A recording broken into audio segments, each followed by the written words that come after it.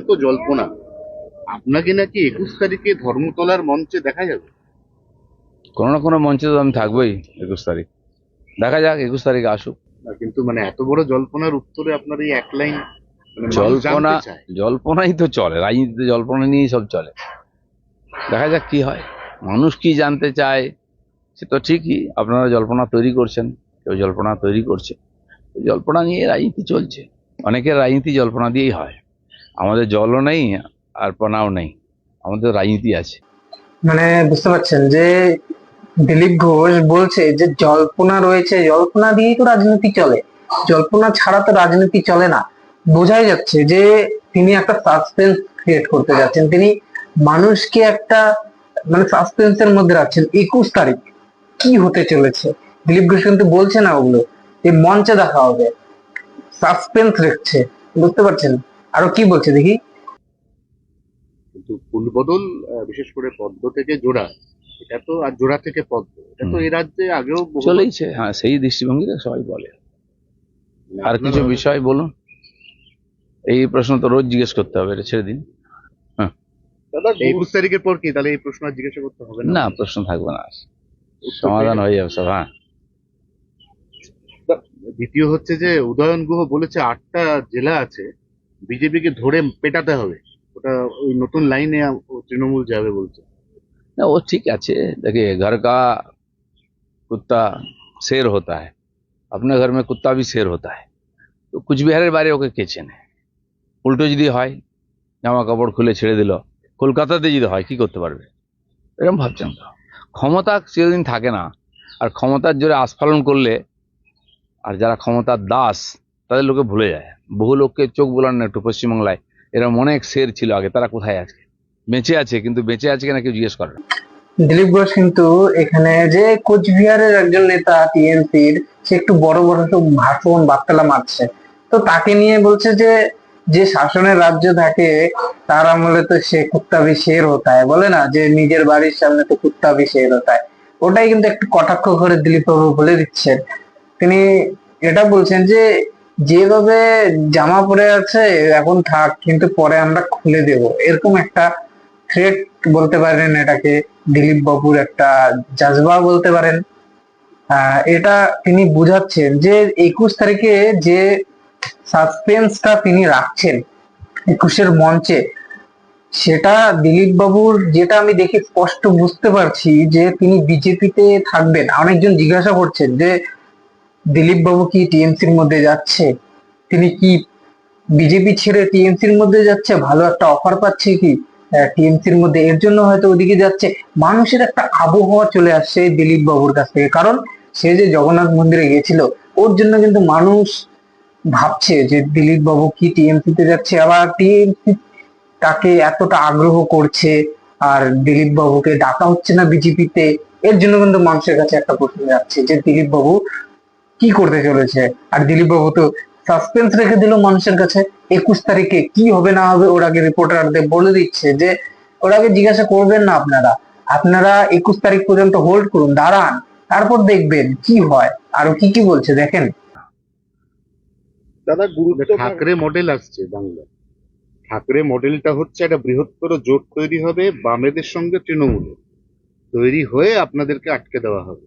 না, ঠিক আছে, জল্পনা বললাম না, চলতেই থাকে রোজ নতুন নতুন জল্পনা। আর তারপরে আপনাদের দোকান চালাতে হয়, নতুন নতুন গল্পনা দিলে কেউ শুনবে? সময় পার হয়ে গেলে হলো না, তারপরে এটা হয়ে গেল, হলো না, তো সেই সানি দেওলের গল্পই বলতে হবে, তারিখ পে তারিখ। তো মানুষেরও সময় আছে, আজকাল সোশ্যাল মিডিয়ায় একটু ঘাঁটাঘাঁটি করে, লোকে চর্চাও করে, এতে রাজনীতি চলতে পারে না। দাদা, গুরুত্ব বাড়ছে মুরলীধর সেন লেনের, বিজেপি কর্মীদের আবেগকে গুরুত্ব দিয়ে কি পুরনো অফিসকে আবারও গতিশীল করার ভাবনা? আবারও কি আপনার দেখানো পথেই হাঁটছে সেই রাজ্য বিজেপি? সেটা আমি বলতে পারবো না, বর্তমান রাজ্য সভাপতি তিনি ঠিক করবেন কোথায় বসবেন, কিভাবে করবেন। আমাদের অফিস আছে, এটা ঠিক যে মুরলীধর সেন লেনের সঙ্গে একটা আবেগ জড়িয়ে আছে আমাদের। আমরাও, জায়গা ছোট ছিল কিন্তু ওইখান থেকে পার্টি বড় হয়েছে, কারণ শ্যামাপ্রসাদের চরণধুলিতে পবিত্র ওই জায়গা, আর কর্মীরা ওটাকে মন্দির হিসেবে মনে করেন। তার মানে পার্টি অফিস হবে কিনা, কিন্তু ওই জায়গার গুরুত্ব তো আমাদের হৃদয়ে আছেই। তার সামনে তিনি তার মূর্তিতে বসে আছেন বহু বছর। পশ্চিমবঙ্গের যে বিধানসভায় যে নতুন হয়েছে সে তার কথা বলছেন যে পার্টি অফিসটা চেঞ্জ হয়েছে। সেখানে দিলীপ বাবু বলছে যে পার্টি অফিসে যে চেঞ্জ হয়েছে, পার্টি এখন অনেক বড় হয়েছে, তার জন্য হওয়ারই দরকার ছিল। তো এ নিয়ে কিন্তু দিলীপ বাবু সেরকম একটা মন্তব্য করতে চাইছেন না। তিনি মানে তার মানে ভিশনটা একদম ক্লিয়ার রয়েছে, তিনি একদম দিক ক্লিয়ার রয়েছে যে সে বিজেপিতে রয়েছে। আর কি কি বলছে দেখেন। বাসিন্দাকে এনআরসি নোটিশ, অসম পুলিশের নোটিশে বিপাকে কোচবিহার দিনহাটার বাসিন্দা। বিজেপির বিরুদ্ধে চক্রান্তের অভিযোগ করছে উদয়ন গুহ, পাল্টা তৃণমূলের ভূমিকায় প্রশ্ন পদ্ম বিধায়কের। ঠিক আছে, যদি সরকারি রিপোর্ট এসে থাকে, নোটিশ এখানে কেন, সারা ভারতবর্ষ জুড়ে বাংলাদেশিদের খোঁজার চেষ্টা চলছে, নোটিশ হচ্ছে। এবং ভোটার হতে গেলে এখন খালি ভোটার কার্ড বা ইয়ে নয়, আধার নয়, তার সঙ্গে রেসিডেন্সিয়াল সার্টিফিকেট বা অন্য কোনো বা জমির দলিল কিছু দেখাতে হবে ধীরে ধীরে। আর এটা কম্পালসারি হবেই, তা না হলে তো এইসব বাংলাদেশিদের তাড়ানো যাবে না। দিলীপ বাবু আর একটা জিনিস নিয়ে বলছেন যে যে বাংলাদেশিদের আতঙ্ক এই পশ্চিমবঙ্গের মধ্যে বেড়েই যাচ্ছে। বাংলাদেশ থেকে আসছে, রোহিঙ্গার থেকে আসছে। বাংলাদেশ আর রোহিঙ্গারা যেভাবে এই পশ্চিমবঙ্গে ঢুকে যাচ্ছে, এনে কিন্তু দিলীপ বাবু বলছে যে দিনহাটার একজন রয়েছে যে আসাম থেকে একটা নোটিশ আসছে দিনহাটার বাসিন্দার কাছে। এই নিউজটা আপনারা দেখেছেন হয়তো। তো এই নিউজের মধ্যে যে প্রশ্ন করা হলো, এ নিয়ে বলছে যে তাদের যে নোটিশটা আসছে সেই নোটিশে সুপ্রিম কোর্ট, হাইকোর্ট এগুলো অর্ডার দিবে, যেগুলো ওগুলোতে তো আমরা অমান্য করতে পারি না। যেগুলো আইনত ব্যবস্থা রয়েছে সেগুলো তো মানতেই হবে, আর যেগুলো নেবে ব্যবস্থা, সেগুলো পদক্ষেপ, সেগুলো তো সঠিকই নেবে।